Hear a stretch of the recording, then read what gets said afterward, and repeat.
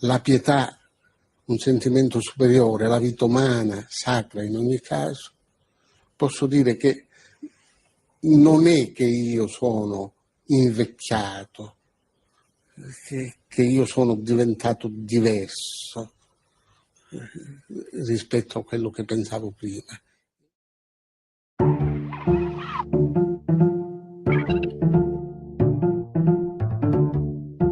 Va ora in onda Oltre la pagina.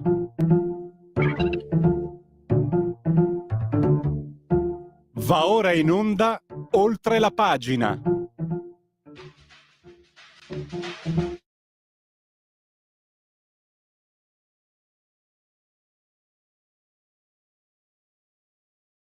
Ci piace portare, diciamo, insieme ai nostri amministratori il Partito Democratico verso un futuro che, grazie anche alle nuove norme europee, sempre di più investa e costruisca dei cicli positivi, diciamo, della circolarità uscendo dal modello lineare, e questo è il tema. Sterndati per due, anche un pochino lontani, prefetture. Senza contare che la supercazzola prematurata ha perso i contatti col terapia Piovo.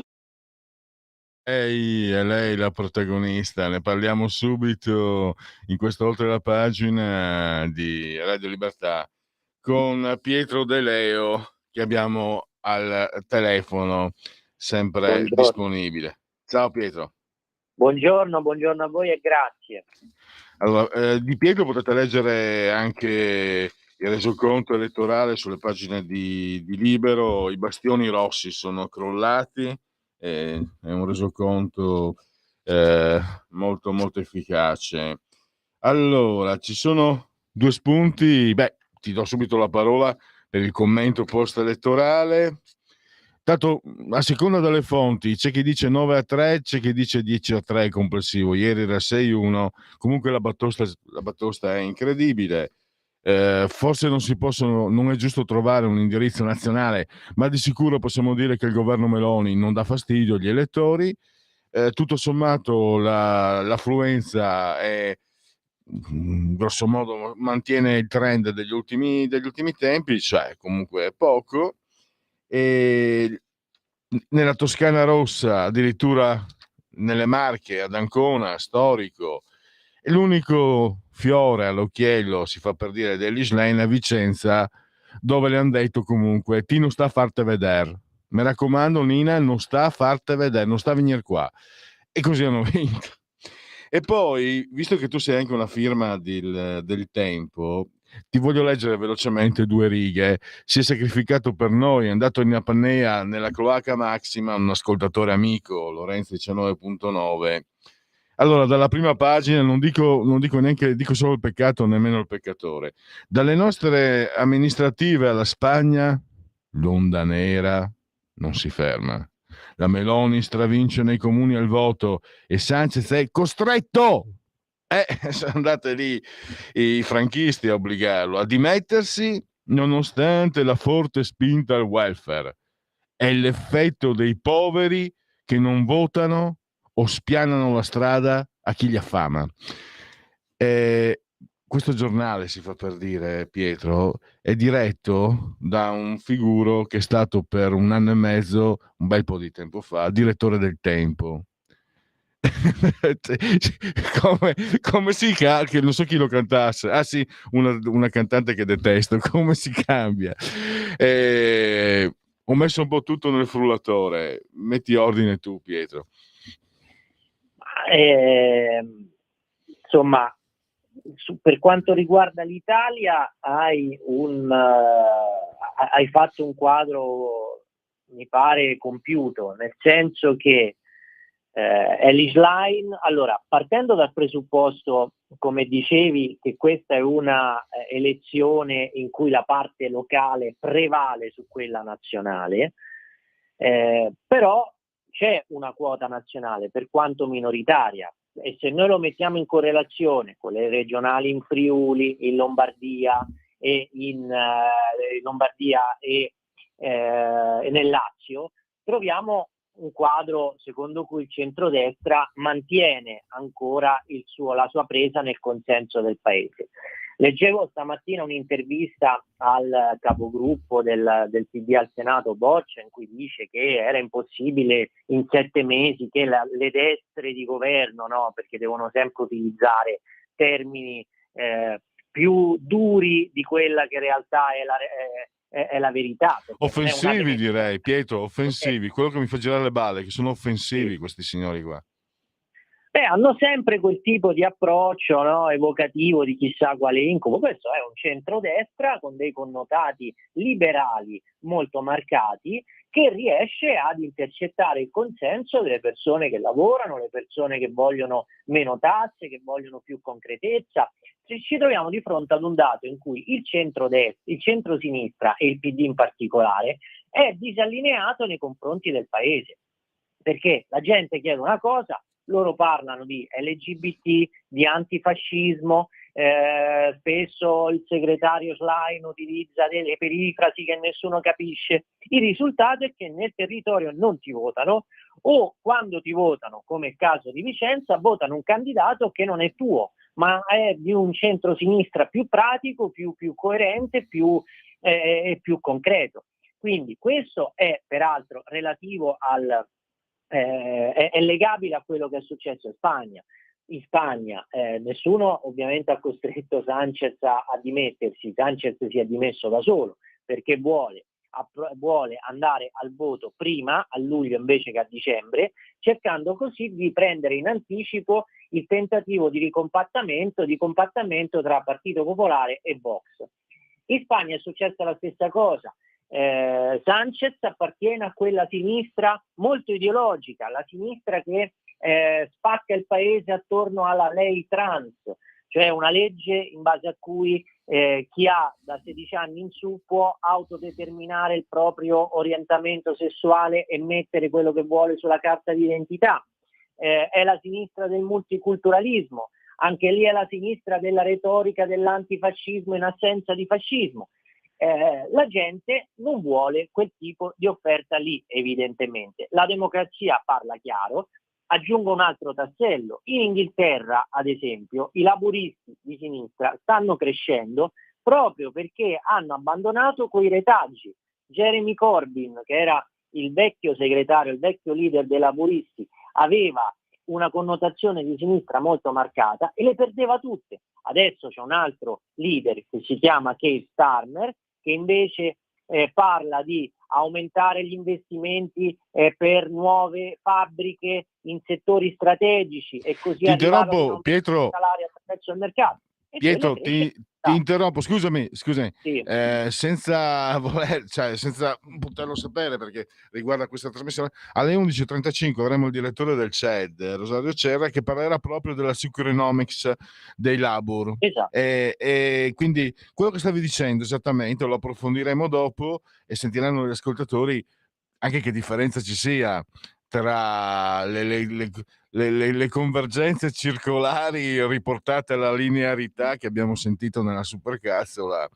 E torno al centrodestra, si sta formando quel tipo di alleanza. Tu tante volte, no? Riassumo, faccio la tua esegesi, mi permetto. Bisogna essere seri, no? Le alleanze devono essere serie, devono essere organiche, funzionali. Tutto sommato questo governo sta funzionando, perlomeno da quel che si percepisce nelle risposte elettorali. Per quale motivo, Pietro? Per la sua stabilità, per il fatto che ognuno reciti la sua parte senza certo, quando si parla di riforme si bisticcia, quando si parla invece di economia, di finanza, di cose pratiche, mi sembra che ci sia una convergenza che poi l'elettore comunque riconosce. Perché scusa Pietro, prima che mi dimentichi, l'anno scorso fu una debacle mostruosa per il centrodestra. Perdemmo qui al nord città che erano col sindaco uscente della Lega, inaudito, e fu innegabile dire che risentì quel voto comunque del trend elettorale centrale, cioè i cittadini non erano contenti che la Lega stesse al governo con Draghi e risposero in quel modo. possiamo dire alla stessa maniera allora che i cittadini sono soddisfatti. Insomma, se valeva quello che abbiamo detto, quello che ho detto io perlomeno un anno fa, quello che si pensava un anno fa, possiamo dire che vale anche all'inverso questa volta, cioè l'hai già detto tu comunque, c'è un certo riconoscimento positivo nei confronti del governo.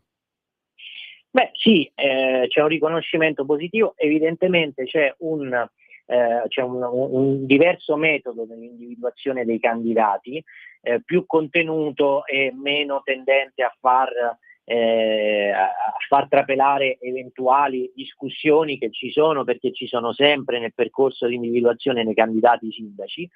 Però va detto che c'è anche una sinistra evidentemente pietosa che allontana gli elettori. Faccio due esempi molto, molto chiari. Massa e Siena. Allora, a Massa cosa succede? Il sindaco che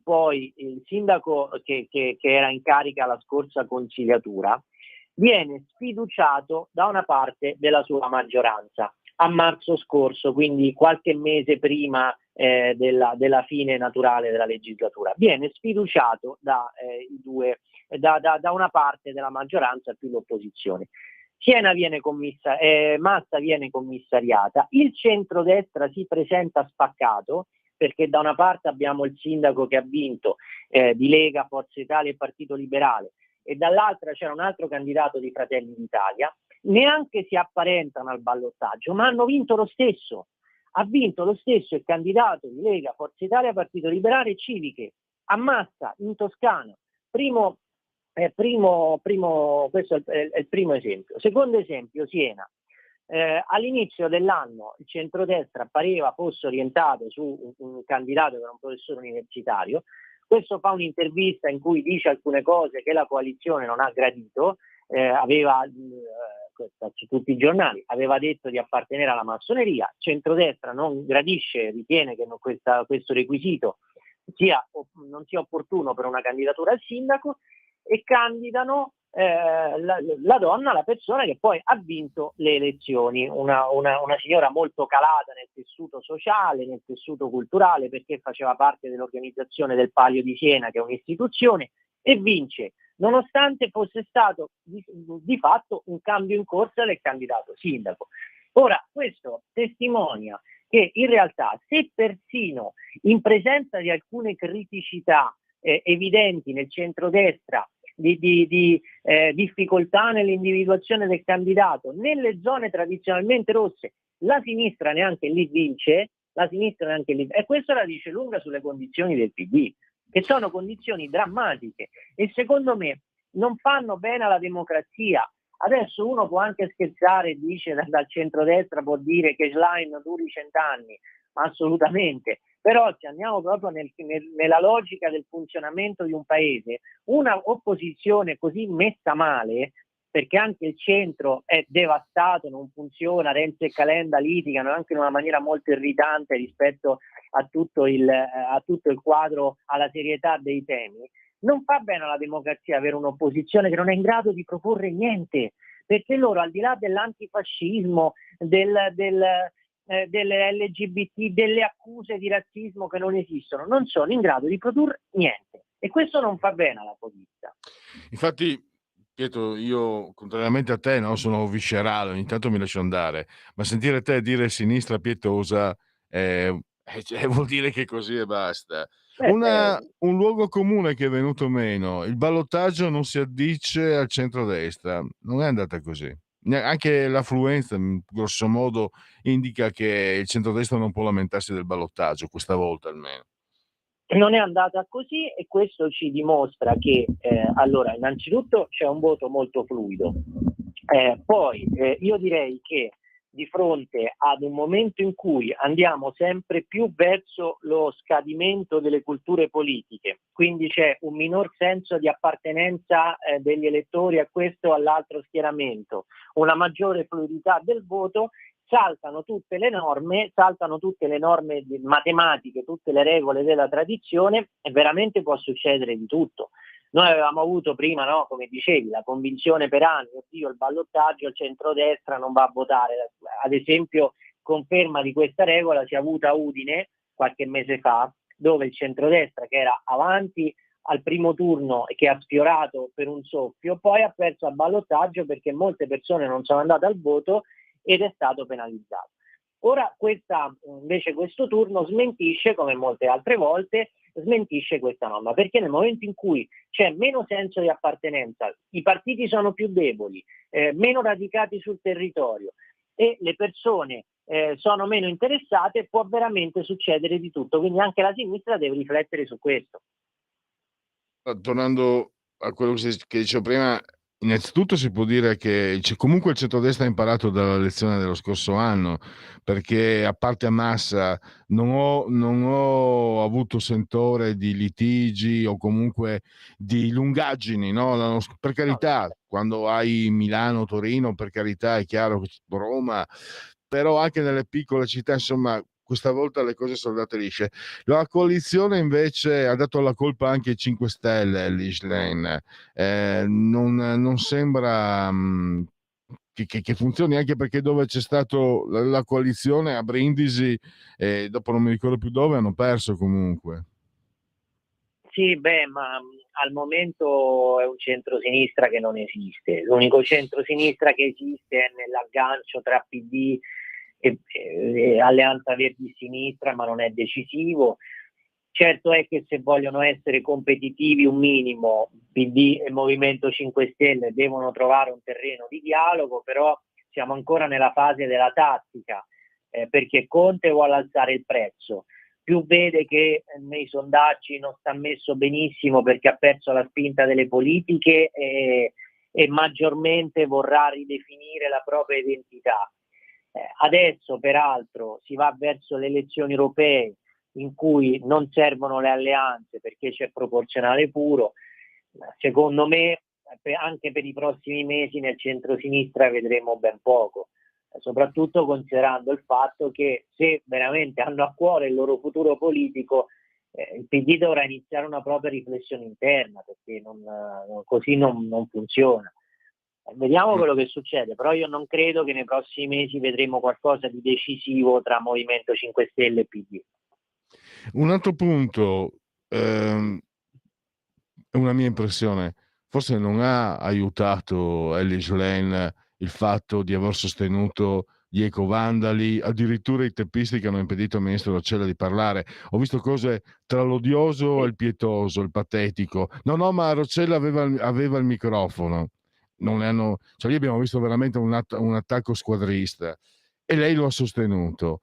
Mi sto domandando se, anche se poi hanno cercato di nasconderla perché era chiaramente un autogol, lo capisco anch'io, hanno cercato di nasconderla, però comunque si è visto. E ti chiedo se questi aspetti comunque possono. Io ieri ho visto, non ricordo il cognome, è un europarlamentare se non sbaglio, che è stato anche assessore in Emilia, che sembrava aver sparare contro Elly Schlein, che ha detto: io ho voluto andare a Faenza e stare lì tutto il giorno con gli stivali perché bisogna rendersi conto. Ricordiamoci che Elly Schlein, ex vicepresidente della regione Emilia Romagna, ci ha impiegato non so quanto tempo prima di andarci, e quando le hanno detto: guarda che tu eri responsabile, ma io non sono un tecnico, adesso l'ho letto su Repubblica, dà la colpa alle TV che l'attaccano. Addirittura è colpa delle TV, è colpa dei 5 Stelle, è colpa delle TV che l'attaccano, quando sappiamo benissimo, insomma, come vanno le cose.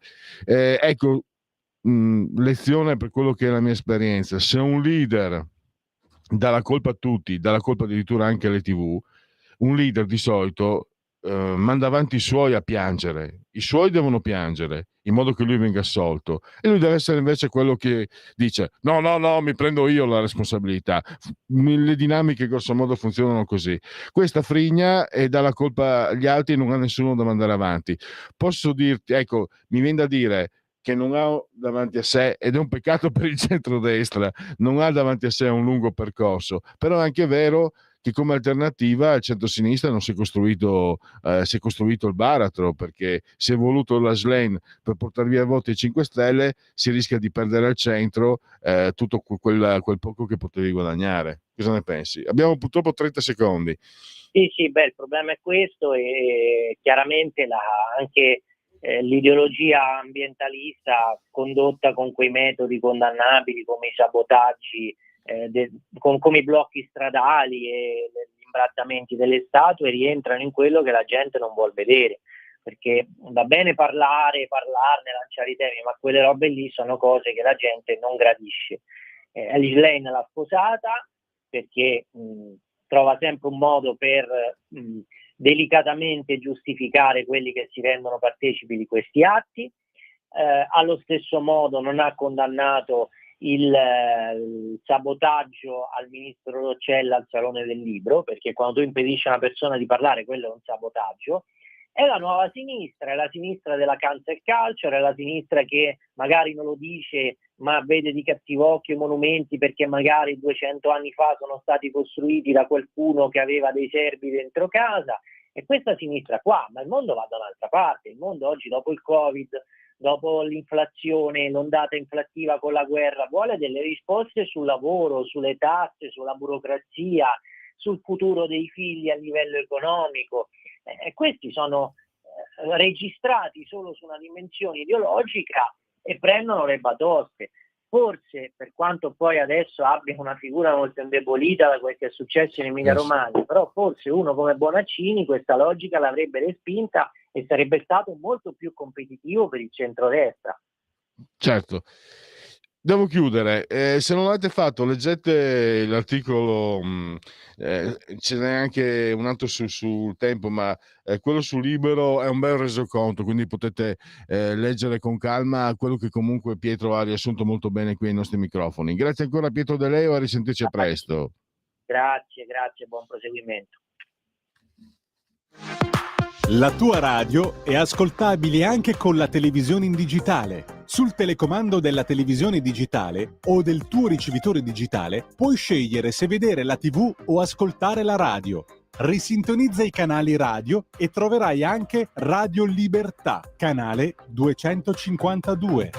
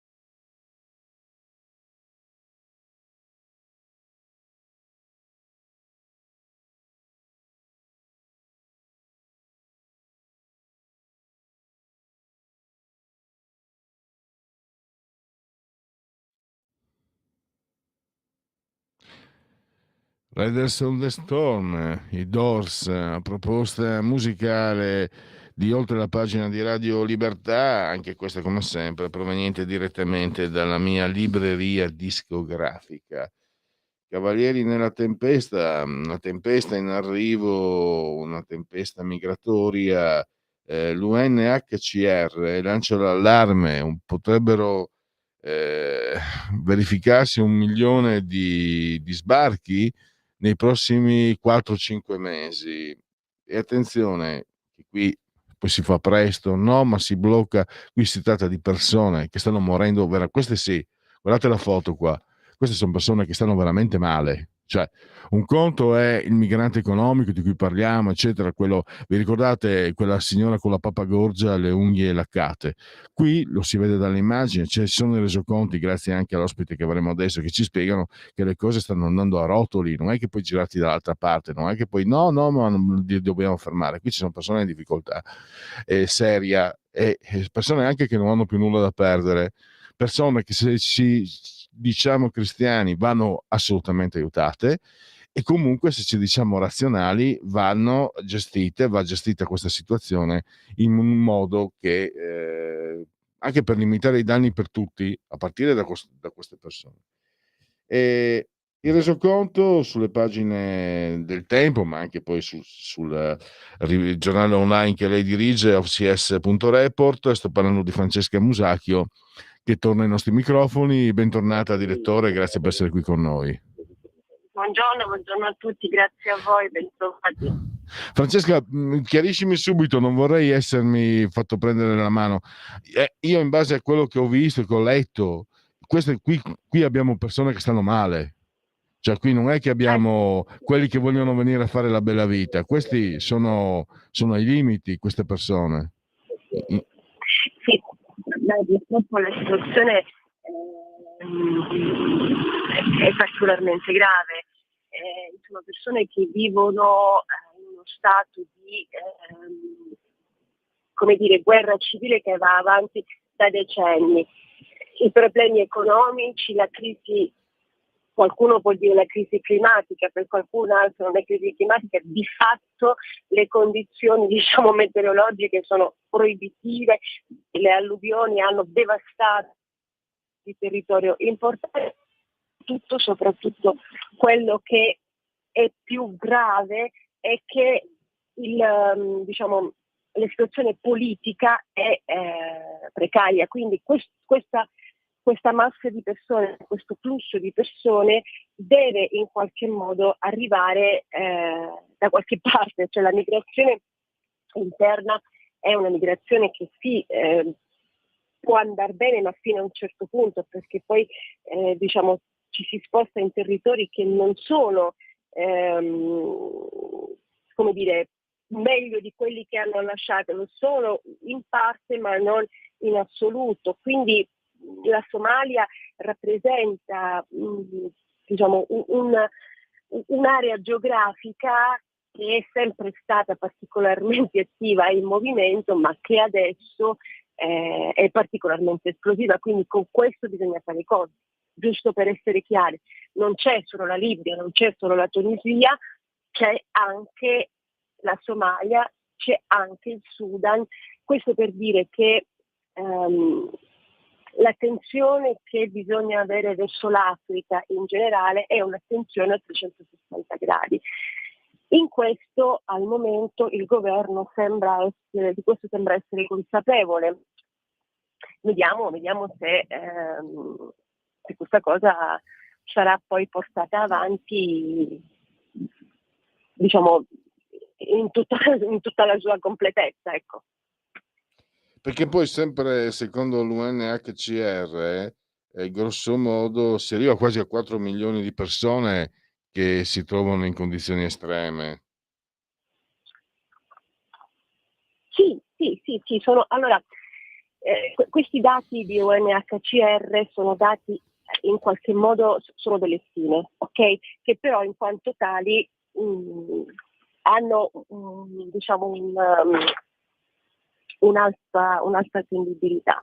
Quindi loro hanno valutato che su questo milione di persone di sfollati solo in 130 giorni, ok? Questi sfollati, cioè il percorso sarebbe quello intanto di muoversi verso aree interne, ok? Dopodiché molti, una parte, possono provare ad andare verso paesi vicini, ma il dato dei quasi 4 milioni di persone che sono attualmente sfollate in Somalia è un dato che non è solo relativo agli ultimi 30 giorni, è un dato relativo a, diciamo, una situazione che va avanti da un po'. Questo per dire che cosa? Per dire che all'interno della Somalia 1 milione di persone sono solo quelle sfollate negli ultimi 130 giorni, ma in totale ci sono quasi 4 milioni di persone che si muovono all'interno della Somalia e cercano un luogo migliore per vivere, oppure cercano di andare via. Ok? In Kenya, ad esempio, giusto per citare una dei paesi che sono citati anche da UNHCR, dove vanno alcuni di questi in uscita, in Etiopia e in Kenya, dove però sono stati costruiti dei campi per rifugiati, all'interno dei quali queste persone continuano a stare, uso una parola forte, prigionieri, possibilità di muoversi. Altri tentano di attraversare il Mar Rosso e di arrivare negli Emirati Arabi attraverso lo Yemen. Anche questo è un percorso pericolosissimo, qualcuno ci riesce, qualcuno non ci riesce, qualcuno ce la fa, qualcuno non ce la fa. Quindi tutte queste persone prima o poi proveranno ad arrivare verso il Nord Africa e quindi poi a imbarcarsi verso l'Europa, che sia da Libia, che sia dalla Tunisia, che sia dall'Egitto, che sia dall'Algeria, ci proveranno.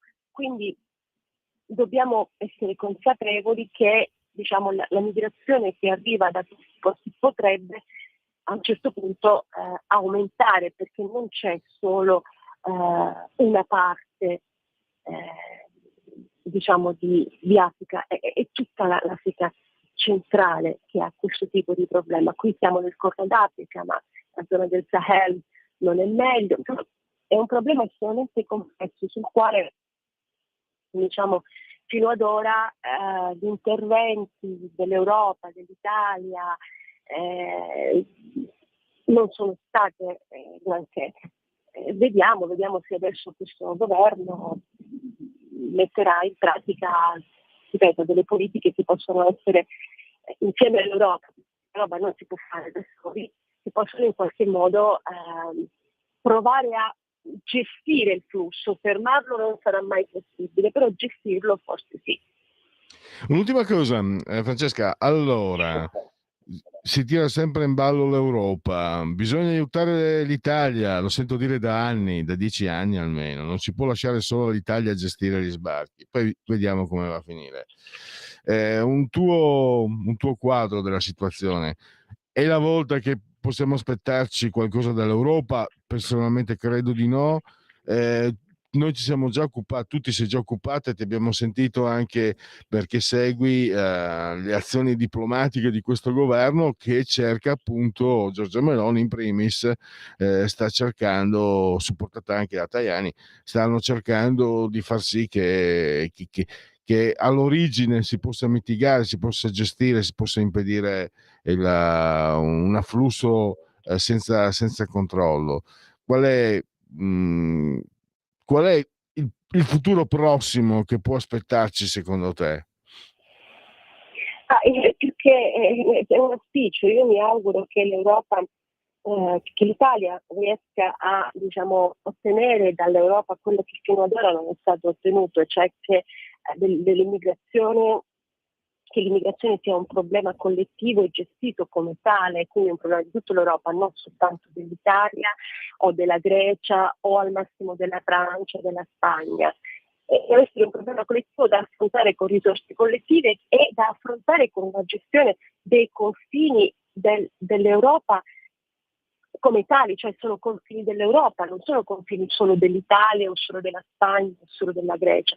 Se riusciamo a far passare come Italia questo messaggio, e allora probabilmente qualcosa lo otterremo. Io spero che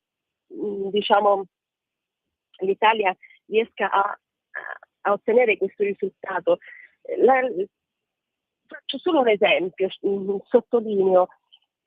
La Germania ai tempi della Merkel è riuscita attraverso la valanga di soldi, lo possiamo dire tanto così, dati a Erdogan per tenere materialmente all'interno dei confini turchi i campi profughi, i siriani che scappavano dalla Siria, perché quella rotta portava direttamente in Germania attraverso i Balcani. La Germania è riuscita, pur non avendo dei confini esterni da gestire, dei confini esterni da gestire. Ora, probabilmente la chiave per provare a gestire questi flussi, non che dalla Turchia ogni tanto qualcuno non venga fuori, vengono fuori spesso, ma tutto sommato Erdogan è sempre riuscito a controllare più o meno il flusso dei siriani, di cui oggi peraltro in Turchia si discute perché Erdogan nella campagna elettorale si portato di nuovo al governo della Turchia, ha promesso di migliaia e migliaia di siriani che sono ancora in quei campi profughi da anni. Insomma, non so se riuscire con quale facilità, ma comunque. Quindi probabilmente se ragioniamo in un'ottica simile non si capisce perché la Germania è stato consentito di farlo, a noi no. Ecco. La domanda è questa: noi non possiamo provare a intervenire aiutando i paesi d'origine invece che pagare un personaggio discutibile come Erdogan, dargli una valanga di soldi per chiuderli nei campi siriani, nei campi profughi, perché questo ha fatto Erdogan e questo il governo tedesco e la Merkel hanno fatto. Ora noi non stiamo chiedendo questo a nessun paese africano. Ok, non stiamo organizzando campi profughi dove richiudere le persone per anni e anni, non lo stiamo chiedendo alla Libia, non lo stiamo chiedendo alla Tunisia, non lo stiamo chiedendo a nessuno. Stiamo provando ad attuare delle politiche di cooperazione per evitare le partenze, per creare sviluppo in quei paesi affinché le persone non vadano via. Va bene. Spero che l'Europa capisca. Ok. Allora, siamo in chiusura. Segnalo anche di Francesca Musacchio l'articolo che appare sulle pagine del Tempo: scontri in Kosovo, feriti 14 italiani, è un quadro complessivo particolarmente elettrico. Magari avremo modo di parlarne ulteriormente, e comunque potete anche leggere su ofcs.report online i resoconti di Francesca, oltre che sulle pagine del Tempo. Direttore, ti ringrazio davvero e a risentirci presto. Buona giornata, ciao. Segui la Lega è una trasmissione realizzata in convenzione con La Lega per Salvini Premier. Segui la Lega. Prima che la Lega segua te alla Marciana o seguisca te alla Pellegrina, e anche secondo sintassi, ti è. Allora, sono sul sito legaonline.it, scritto legaonline.it, molte cose si possono fare. Intanto ricordiamoci la campagna della Lega contro l'utero in affitto: rendiamo l'utero in affitto reato universale, donne e bambini non sono in vendita, firma anche tu. Poi ci si può iscrivere da questo sito, è molto facile, si versano 10 euro, lo si può fare anche tramite PayPal, senza nemmeno avere la necessità che siate iscritti a PayPal. Poi il codice fiscale, gli altri dati richiesti, e quindi vi verrà recapitata la magione per via postale. Se di mezzo ci sono poste italiane, raccomandiamo ampi, profondi, sentiti e calorosi gesti apotropaici sia per le femminucce che per i maschietti, la tessera Lega Salvini Premier. Poi gesto di autodeterminazione civica, io almeno lo definisco così, il 2 per 1000, 2 DOS, vai. non 5, 2 per 1000, il D43 nella tua dichiarazione dei redditi, scelta libera che non ti costa nulla, di Domodossola 4 le stagioni, 4 i moschettieri, 4 i cavalieri dell'Apocalisse, 4 il brutto voto, 4 gli eroi della Marvel, 3 come sempre il numero perfetto. E infine le apparizioni radio-televisive dei protagonisti della Lega, i politici, e andiamo a scoprire oggi pomeriggio il sottosegretario al lavoro Claudio Durigon, rubrica economia di Sky TG24 alle 17:15. Questa sera invece a Carta Bianca, Rai 3, Riccardo Molinari, il presidente dei parlamentari leghisti a Montecitorio. Poi abbiamo il senatore Massimo Garavaglia domani all'alba, ora quasi antelucana, alle 10 del mattino, start che rubrica di Sky TG24. Poco dopo, sempre ora presta, Alberto Bagnai, l'aria che è, ricordiamolo, il responsabile economico della Lega, l'aria che tira alla 7, e direi che con Segui la Lega, Sassufi. Segui la Lega è una trasmissione realizzata in convenzione con La Lega per Salvini Premier. Possiamo passare ai sondaggi. Si parla di dissesto idrogeologico, sondaggio realizzato da Demopolis, committente 8,5, Cairo, siamo a sinistra. Allora, prima pensavo a quella prima pagina, i poveri che non votano favorendo quelli che li affamano, è Urbano Cairo. Non è propriamente di destra come scelte editoriali dei suoi giornali e soprattutto della sua TV, direi, pur proveniendo da Publitalia, di Silvio Berlusconi, del quale lui era adoratore. Basta leggere le interviste di 20 e rotti anni fa. Dunque, quali sono le cause dei recenti eventi in Emilia-Romagna? Effetti fuori controllo del cambiamento climatico, 75%, scarsa cura nella gestione del territorio, 54%, mancati interventi di prevenzione, 51%, non sa 8%, perché ci sono più scelte consentite. Quanto la preoccupa la possibilità che l'acuirsi dei fenomeni climatici possa provocare danni idrogeologici? Molto, il 68%, poco per niente, 25%, non sa il 7%.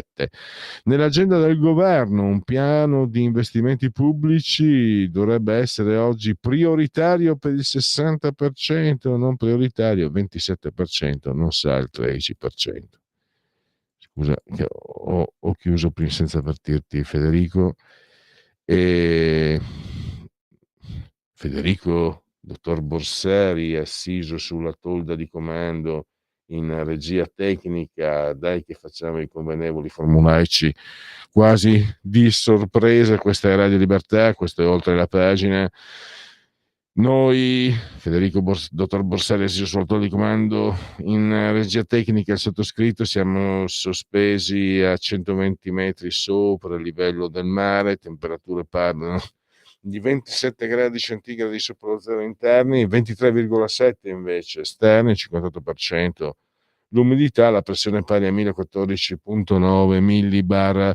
Un abbraccio forte come sempre rivolto alla signora Carmela, Clotilde e Angela. Ci seguono, ci sono, è come se ci sono, torna a fare tondini te invece di sparare cazzate, e ci seguono e ci seguiscono pure dal canale televisivo, ci seguiscono secondo sintassi, il canale 252 dell'elettrodomestico più amato, perché Radio Libertà è anche una radiovisione. Chi si abbona a Radio Libertà campa oltre 100 anni. Meditate, gente, meditate.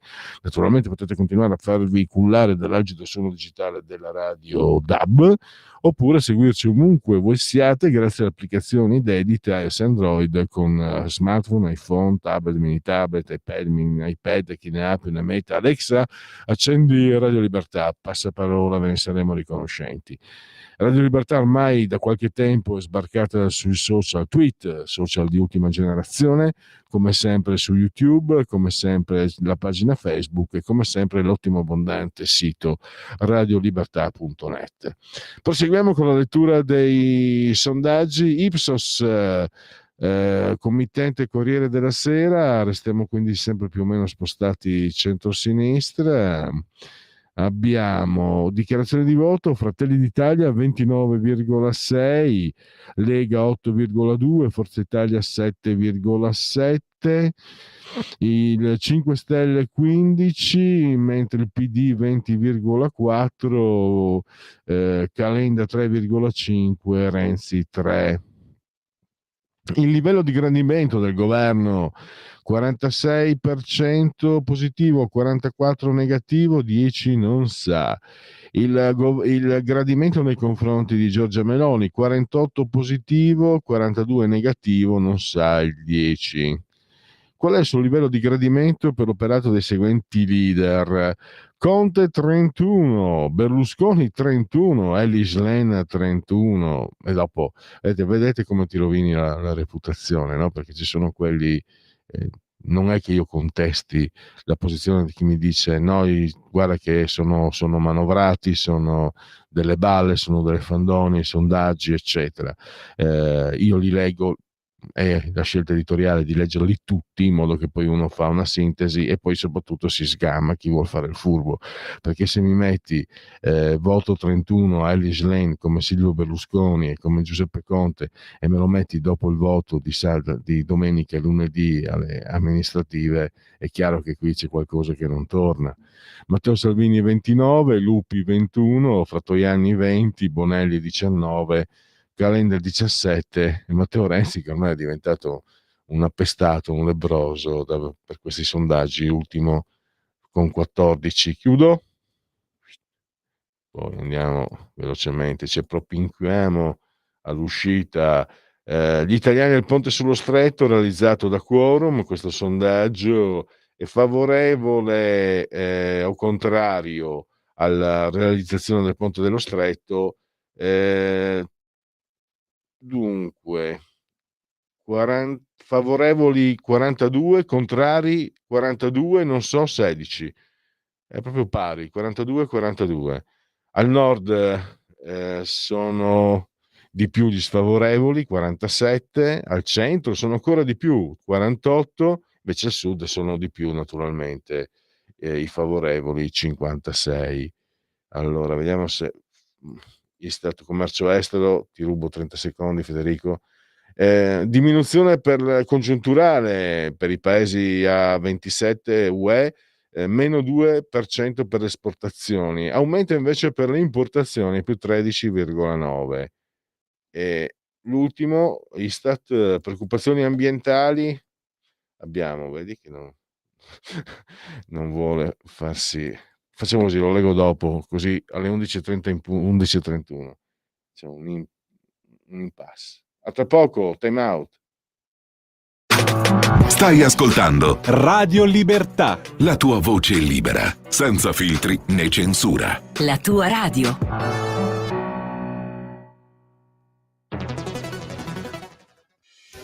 Quotidiano di Sicilia, il quotidiano d'Italia, l'informazione che ribalta i luoghi comuni, una vera visione dei fatti, l'Italia vista da sud.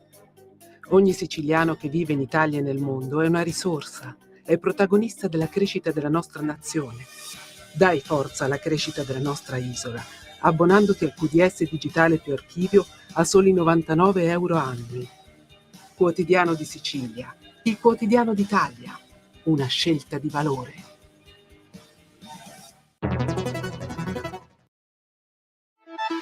stai ascoltando Radio Libertà, la tua voce libera, senza filtri né censure, la tua radio.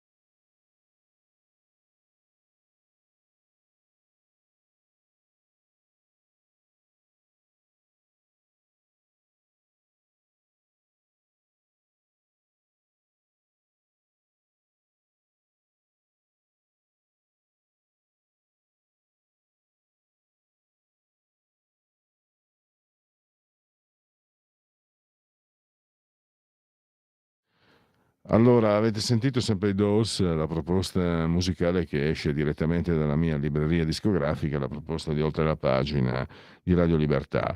E dunque, c'è il solito problema, c'è un collegamento Skype, benissimo, purtroppo io come sempre qui non posso vedere, quindi credo che d'ora in poi quasi quasi metterei fine al collegamento Skype, perché se io non posso vedere l'interlocutore è come se fossi orbo e non nel paese dei ciechi. In compenso invece abbiamo un ospite come Rosario Cerra, che è direttore del CED, del Centro di Economia Digitale dell'Università La Sapienza. Benvenuto direttore, una volta mi sono sbagliato direttore presidente, mi corregga dottor Cerra. Presidente, perché Presidente. il mio direttore ci tiene. Sì. Presidente, mi sbaglio sempre, anche perché No, devo vabbè. dire, io in questi collegamenti Skype poi faccio girare al loop un po' di immagini e c'è una didascalia online dove lei viene indicato come direttore, però mi ricordo di essermi sbagliato. Allora, Presidente, quello che conta E tra l'altro, casualmente avevamo nella prima non casualmente, un giornalista che scrive sulle pagine di Libero e sulle pagine del Tempo, Pietro De Leo.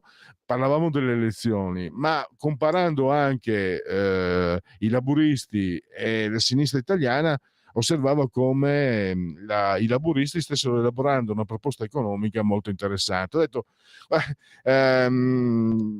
la sincronicità junghiana, perché guarda caso non lo sapeva Pietro che ne avremmo parlato con lei adesso, e l'argomento è proprio questa Securinomics, fonte elaborata dai laburisti inglesi, molto molto interessante. Dottor Serra, io ho letto solo l'articolo anche su formiche.net con attenzione. Le situazioni che si sono verificate in questi anni e che comunque vedono accelerare quello che era già in atto da prima, il mercato si sta sganciando dalle grinfie della finanza, perché ho avuto questa impressione che a un certo punto il mercato è sano, il mercato è barato, il mercato, se io vendo una canna da pesca, voglio vendertela buona, così prendi i pesci, li vendi, hai i soldi e ti compri una canna da pesca ancora migliore. Il mercato di per sé è sempre giusto, ma ho l'impressione che a partire dagli anni 90 e anche prima forse, la finanza si sia impossessata e abbiamo un mercato che impoverisce. Abbiamo visto la delocalizzazione che ha impoverito parecchi territori e che ha sfruttato le persone. In base anche a quello che ho letto, questa tendenza della Securinomics, stiamo tornando a un mercato che risponde anche a quelli che sono i programmi della politica, della società, o sono troppo ottimista? No, diciamo che può essere una chiave di lettura. Noi arriviamo alla Securinomics non per volontà ma per necessità. Dopodiché far diventare una necessità qualcosa di buono fa parte dell'intelligenza di chi fa le policy. È di tutta evidenza che la globalizzazione è stata una globalizzazione di capitali in maniera molto spinta e che la finanza in questa globalizzazione ha lasciato le filiere produttive e tutte le dinamiche sociali in secondo piano. Come diceva lei, ci sono state crescite finanziarie straordinarie e da un punto di vista invece della gestione dei lavoratori e delle classi medie occidentali, in realtà qualche problema serio lo abbiamo avuto. E oggi, in questa nuova situazione che esce fuori da queste termini tecnici, si chiamano policrisi, cioè stiamo avendo una crisi dietro l'altra. L'ultima e più grave è certamente la guerra che la Russia ha fatto all'Ucraina e che ha messo in moto una assoluta diffidenza del blocco democratico liberale rispetto a quello che si sta costituendo come blocco delle autarchie, quindi la Russia in prima battuta, ma anche i migliori amici cinesi dall'altra, che nel piano di pace hanno proposto di lasciare alla Russia tutto quello che ha guadagnato in questi mesi e quindi diciamo ci stiamo allontanando come sistemi economici. Questo significa che c'è bisogno di rivedere le proprie economie. Quello che un tempo era la delocalizzazione, dove era più efficiente investire, di fatto non è più possibile perché l'efficienza ormai è subordinata alla sicurezza, perché si può essere efficienti ma se chiudono i mercati o se comunque un'autarca decide di fare una guerra o comunque di chiudere alcune fabbriche, tutta l'efficienza non serve più a nulla e allora stiamo ritornando a produrre in patria. Questa è una delle cose interessanti che qualche giorno fa la shadow chancellor del partito laburista inglese durante una sua presentazione, tra l'altro in un istituto in cui bene o male erano state create le condizioni di questo sviluppo della globalizzazione è andata a dire sostanzialmente che se i laburisti dovessero vincere il prossimo anno le elezioni, utilizzerebbero questa strategia economica. E la strategia economica di fatto è su due livelli, ovvero gli investimenti, il ritorno della politica industriale, e quindi di fatto la fine di quello che si chiamava Washington Consensus, che aveva abbandonato le politiche industriali per fare uno spostamento verso la fiducia incondizionata sulle dinamiche di mercato o dell'apertura dei mercati. E quindi, diciamo, si riprenderebbe a ragionare in termini di politiche industriali, soprattutto in termini di sviluppo delle capacità interne produttive e di riduzione delle dipendenze strategiche con l'estero, per tutto quello che abbiamo detto prima. Questo finalizzato alla sicurezza dei cittadini, sicurezza che a questo punto non è solo economica, ma è una sicurezza in senso più vasto, ma soprattutto con un focus che è poi quello che noi come il Centro Economia Digitale dalla sua fondazione insistiamo a dire ogni giorno, con un focus sugli investimenti in alta tecnologia, perché sono quelli che fanno crescere maggiormente la dinamica produttiva, e noi sappiamo che l'Italia ha un problema di produttività trentennale.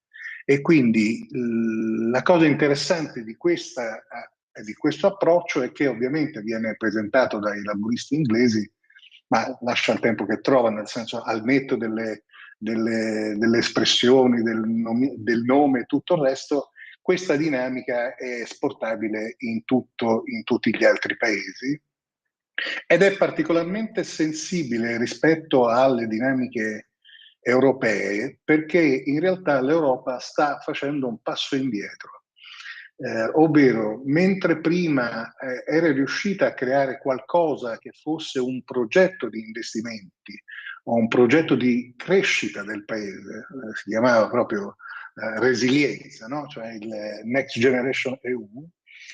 Oggi con il nuovo piano, sostanzialmente il nuovo patto di stabilità che è in discussione in questi mesi, purtroppo pare che si stia tornando a fare un passo indietro, facendo aumentare la frammentazione tra i diversi paesi. Cioè torniamo a che ogni paese investe per sé, non c'è una politica industriale reale a livello europeo, e questo, come dire, metterà l'Europa sempre più nelle condizioni di subire le dinamiche degli Stati Uniti e della Cina, che invece da questo punto di vista stanno investendo tantissimo. Basta pensare a quello che ha fatto Biden con l'Inflation Reduction Act, investendo miliardi e miliardi sulla transizione verde, e quello che fa la Cina giornalmente con gli investimenti in alta tecnologia.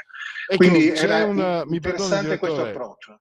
Ecco, Sì. in Europa si parla di autonomia strategica, no? Era quello l'indirizzo che si stava cercando che anche con lei ne abbiamo parlato, che da qualche anno si cercava di seguire, che era stato anche in qualche modo accentuato negli anni di difficoltà, quelle del Covid per esempio.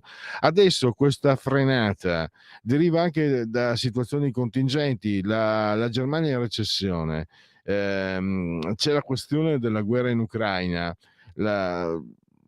le sanzioni, lo diceva il ministro delle finanze l'autunno scorso, tedesco, è inutile somministrarle se danneggiano più chi le emana di chi le riceve. Cioè questa anche mancanza di compattezza politica che è diffusa, endemica nell'Europa. Non è mai stata, secondo me, l'Unione Europea quello che avrebbe dovuto essere, quello che sarebbe, secondo me, che è stato bello fosse, no?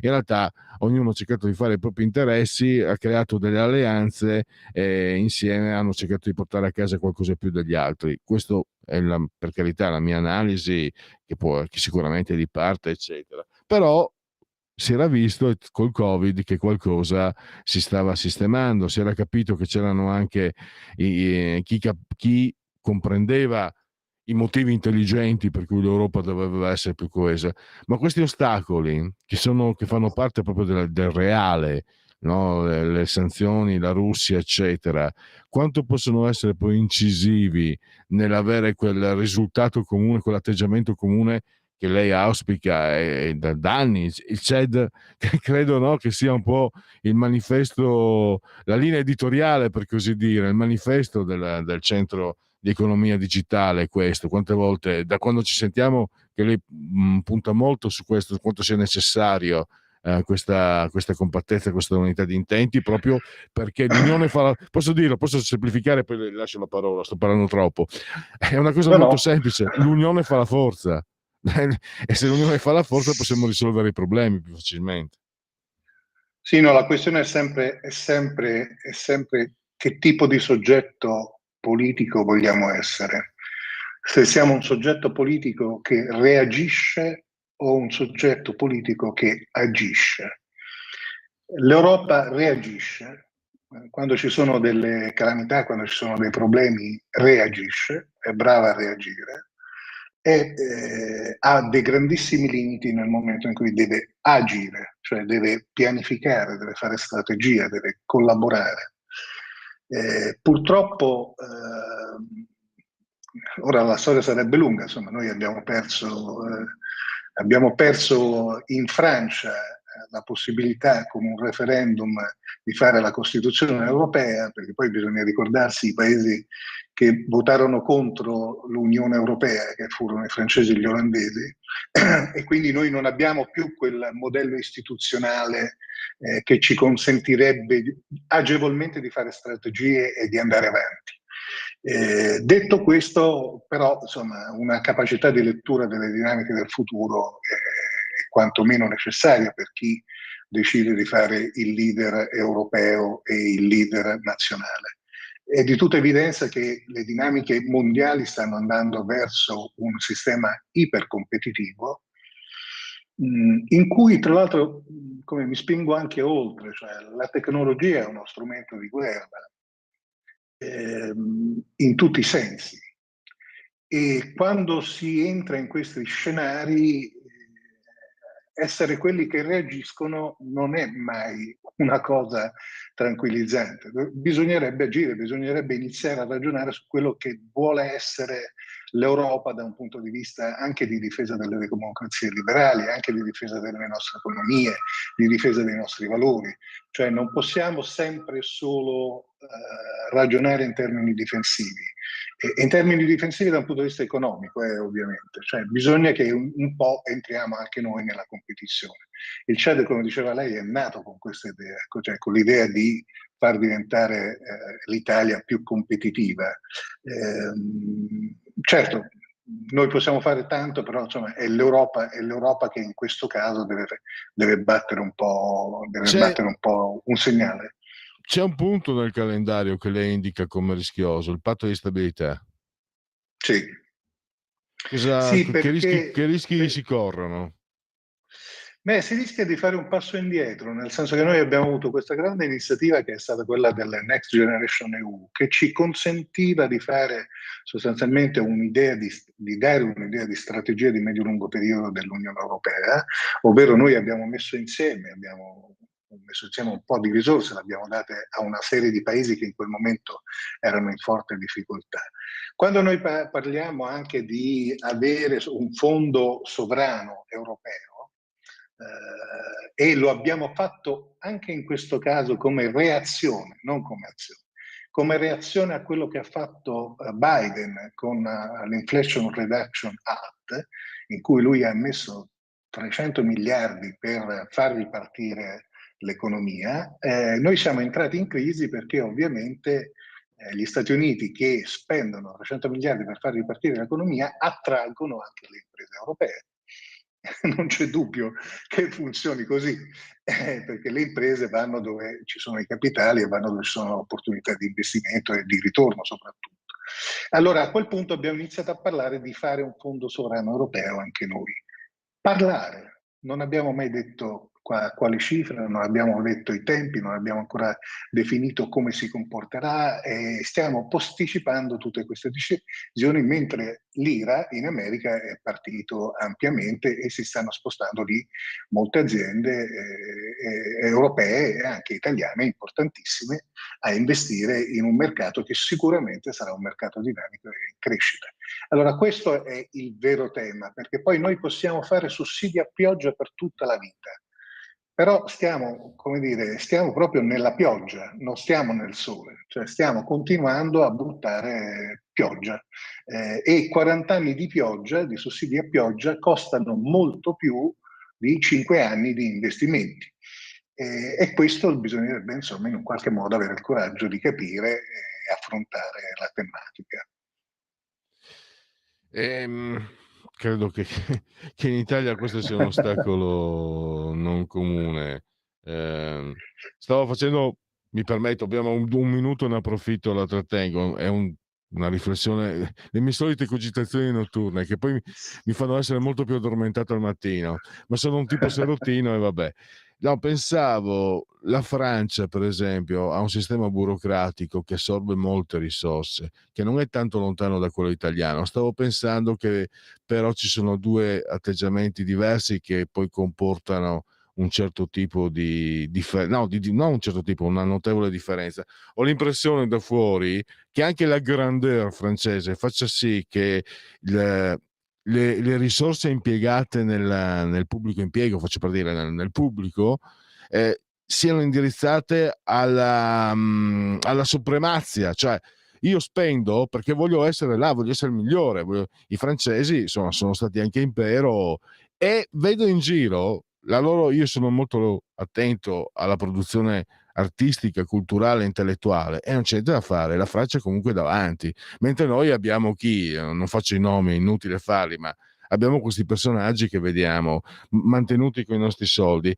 Ho l'impressione che l'Italia sia un tirare a campare, se personalmente, ma non è con lei, non voglio coinvolgerla, ho l'impressione che in questo il pensiero di sinistra abbia le sue colpe, perché fino agli anni '80 la sinistra doveva dimostrare di essere migliore, poi quando è entrata nelle casematte del potere, scusatemi per questa orribile espressione, non si è più preoccupata di essere migliore e abbiamo quello che vediamo. E in questo devo dire, dottor Cerra, presidente Cerra, che ecco, mi domando, il CED ha sempre cercato di andare verso l'eccellenza, anche con un certo orgoglio, non retorico, ma anche con la consapevolezza di quello che può essere l'Italia, di quello che si può fare, non per nazionalismo di risulta, ma proprio perché ci sono risorse importanti in questo paese, intellettuali, umane, eccetera, eccetera.